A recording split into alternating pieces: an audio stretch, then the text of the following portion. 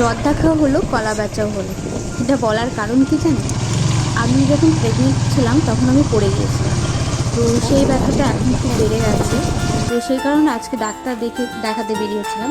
তো ডাক্তার খুব তাড়াতাড়ি দেখানো হয়ে যাওয়ার জন্য আমার বড়মশাই বলেছিল চলো একটু ঘুরে আসি। তো ঘুরতে যাওয়ার পর সেখান থেকে আমরা নিউ আমরি থেকে কিছু স্ন্যাক্স নিয়ে নিই। তো সেটা গিয়ে আবার পিএসএফ ক্লাবের মাঠের পাশেই একটা ছোট চিলড্রেন পার্ক আছে, তো সেখানে আমরা চলে আসি। তো পার্কে সেরকম কোনো লোক ছিল না, কয়েকটা বাচ্চাই ছিল এখানে।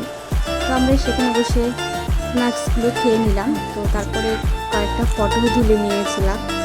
তো এই তো তারপরে গিয়ে ওই পার্কের পাশে ক্রিকেট প্র্যাকটিস চলছিল, সেটা আমরা বসে বসে দেখছিলাম। তো তারপরে এদিকটায় দেখুন আমাদের পিএসএফ ক্লাবের মাঠে দুর্গাপুজোর প্যান্ডেলও শুরু হয়ে গেছে। এটা গিয়ে বাতাসি বাজার। তো আমরা বাজারে চলে এসেছিলাম কারণ আমার কিছু কেনাকাটিও ছিল। তো বাজার থেকে ফিরে বাড়িতে এসে সবাইকে দেখাচ্ছিলাম যে আমি কী কী নিয়ে এসেছিলাম। সবাই বলতে আমার বরকে আর আমার শাশুড়িকে। তো আমার শাশুড়ি ব্লাউজটা দেখে খুবই ভালো বললো, তার খুবই পছন্দ হয়েছে। আর আমার শাশুড়ির জন্য যে নেব, তিনি এই ধরনের ব্লাউজ পরে না। আর কিছু জিনিস নিয়ে এসেছিলাম।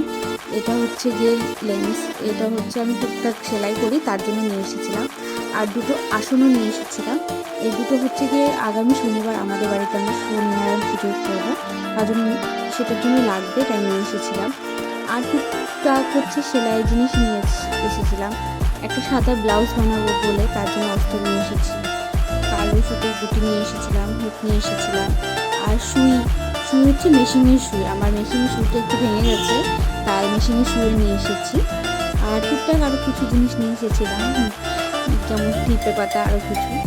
আর আরেকটা কথা বলে রাখি, আসার পথে আমরা মোমো খেতে ঢুকেছিলাম, কিন্তু তখন দোকানদার বলল যে মোমো বানাতে একটু টাইম লাগবে, তাই আমরা চলে এসেছিলাম।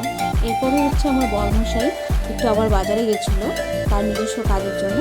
তো আসার পথে সে আবার মোমো নিয়ে এসেছিলো, কারণ আমি বলেছিলাম আমার মোমো খেতে ইচ্ছে করছে তাই।